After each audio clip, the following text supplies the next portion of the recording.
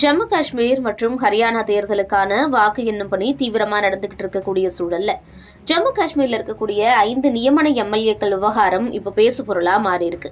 Governor பாஜகவுக்கு ஆதரவா செயல்படுவாருன்னு 5 நியமன எம்எல்ஏக்கள் அதற்கேத்த மாதிரி நியமிக்கப்படுவாங்கன்னு பல பேசு பொருள்கள் உருவாகி இருக்கு. இந்த விவகாரத்துல சட்ட வல்லுநர்கள் என்ன சொல்றாங்க அப்படிங்கறத பார்ப்போம்.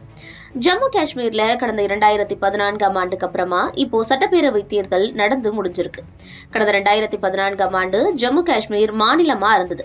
ஆனா இப்போ ஜம்மு காஷ்மீர் யூனியன் பிரதேசமா இருக்கு. அதோட சிறப்பு அந்தஸ்தும் நீக்கப்பட்டிருக்கு. யூனியன் பிரதேசமா ஜம்மு காஷ்மீர் சந்திக்கிற முதல் தேர்தலும் இதுதான். காங்கிரஸ் கட்சியும் முன்னாள் முதல்வர் ஃபரூக் அப்துல்லாவுடைய தேசிய மாநாட்டு கட்சியும் கூட்டணி அமைச்சிருக்கு.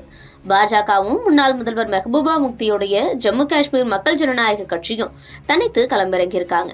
ஜம்மு காஷ்மீர்ல மொத்தமா 90 சட்டப்பேரவை தொகுதிகள் இருக்கு. 46 இடங்கள்ல வென்றா ஆட்சியை பிடிக்க முடியும்.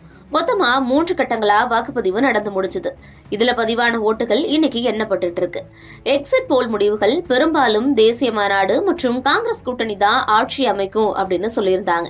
இது பாஜகவுக்கு அதிர்ச்சியை ஏற்படுத்தி இருந்தது.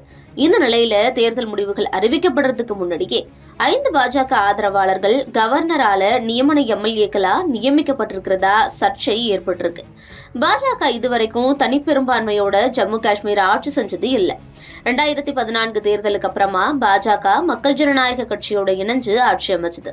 2018ஆம் ஆண்டு கூட்டணி பிரிஞ்சு ஆட்சி கவிழ்ந்தது. இந்த நிலையில தான் பாஜக ஆட்சி அமைக்கிறதுக்காக கவர்னர் மனோஜ் சின்ஹா செயல்படுறதா இப்போ புகார் எழுந்திருக்கு. எதிர்கட்சிகள் மட்டும் இல்லாம சட்ட வல்லுநர்களுமே இந்த முடிவை கடுமையா எதிர்க்கிறாங்க.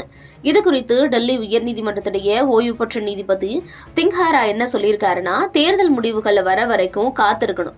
அதற்கு முன்னாடி இப்படி ஒரு அறிவிப்பை வெளியிட்டிருக்க வேண்டிய அவசியம் இல்லைன்னு குறிப்பிட்டிருக்காரு.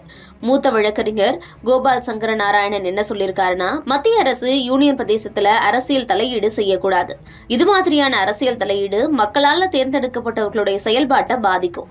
கடந்த காலங்கள்ல அரசியல் தலையீட்டால டெல்லி, புதுச்சேரியில மக்களுடைய உரிமைகள் எப்படியெல்லாம் பாதிச்சுதுங்கிறத பார்த்திருக்கோம். அதனால இந்த பிரச்சனையை கவனமா கையாளணும்னு சொல்லியிருக்காரு. உச்சநீதிமன்ற நீதிபதி அஸ்வின் குமார் துபே என்ன சொல்லியிருக்காருன்னா, இதே மாதிரி 2018ஆம் ஆண்டும் புதுச்சேரியில 3 எம்எல்ஏக்களை கவர்னர் கிரண்பேடி நியமனம் செஞ்சதை நீதிமன்றம் தடை விதிச்சது. ஜம்மு காஷ்மீர்ல நியமன எம்எல்ஏக்கள் சம்பந்தமான விதிகள் தெளிவா இல்ல. முக்கியமா அவர்களுக்கான அதிகாரம், ஆட்சி அமைக்கிறதுல அவங்களுடைய பங்கு குறித்து தெளிவா குறிப்பிடலன்னு சொல்லியிருக்காரு. ஜம்மு காஷ்மீர்ல இப்ப துணைநிலை ஆளுநருக்கே முழு அதிகாரமும் இருக்கு. ஜம்மு காஷ்மீர் மறுசீரமைப்பு சட்டப்படி 2 பெண்கள், 2 காஷ்மீர் பண்டிதர்கள், 1 பாகிஸ்தான் ஆக்கிரமிப்பு காஷ்மீர் அகதி ஆகியோருக்கான பிரதிநிதித்துவத்தை உறுதி செய்யறதுக்காக 5 நியமன எம்எல்ஏக்கள் அறிவிப்பதற்கான அதிகாரம் ஆளுநர் கிட்ட தான் இருக்கு.